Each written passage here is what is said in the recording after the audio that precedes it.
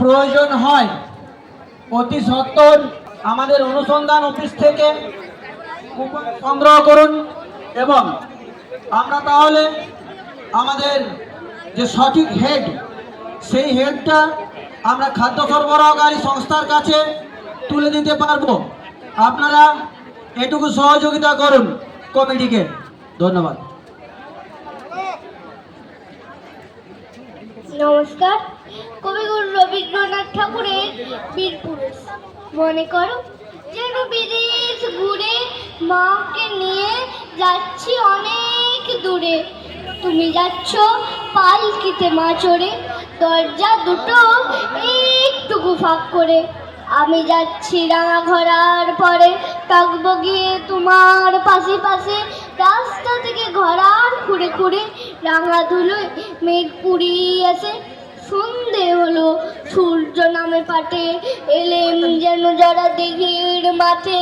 ধুধু করে যেদিক পানে চায়, কোনোখানে যেন মানব নাই।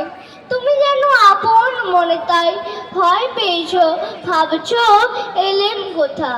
আমি বলছি ভয় করো না মাগো, ওই দেখা যায় মোরা নদীর সোতা। জোর কাটাতে মাঠ রয়েছে ঢেকে, মাঝখানেতে পথ গিয়েছে বেঁকে। গরু বাছুর নেই কোনোখানে, সন্ধে হতে গেছে গায়ের পানে।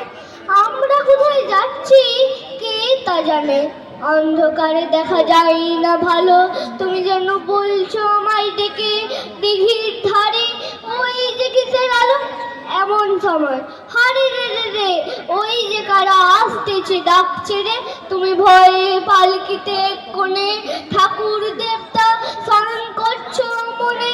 পেয়ারাগুলো পাশের কাটা বনে, পালকি ছেড়ে কাঁপছে থর থর। আমি যেন তোমায় বলছি ডেকে, আমি আছি ভয় কেন মা করো। হাতে লাঠি, মাথায় ঝাঁকড়া চুল, কানে তাদের গোঁজা জবার ফুল।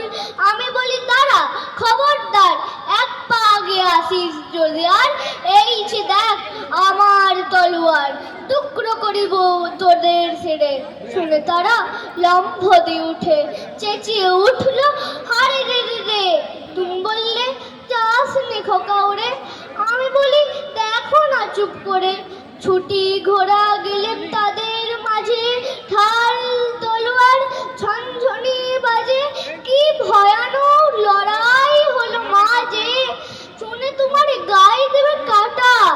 কত লোক যে পালিয়ে গেল ভয়ে, কত লোকের মাথা পড়লো কাটা। এত লোকের সঙ্গে লড়াই করে ভাবছো খোকা গেলই বুঝি মরে। আমি তখন রক্ত মেখে ঘেমে বলছি এসে লড়াই গেছে থেমে। তুমি শুনে পালকি থেকে নেমে চুমুকে নিচ্ছ আমায় কোলে, বলছো ভাগ্যে খোকা সঙ্গে ছিল, কি দুর্দশাই হতো টানা হলে। রোজ কত কি ঘটে যাহা তাহা, এমন কেন সত্যি হয় না। ঠিক যেন এক গল্প হতো তবে, শুনতো যারা অবাক হতো সবে। দাদা বলতো কেমন করে হবে, খোকার গায়ে এত কি জোর আছে। পাড়ার লোকে সবাই বলতো শুনে, ভাগ্যে খোকা ছিল মায়ের কাছে। নমস্কার।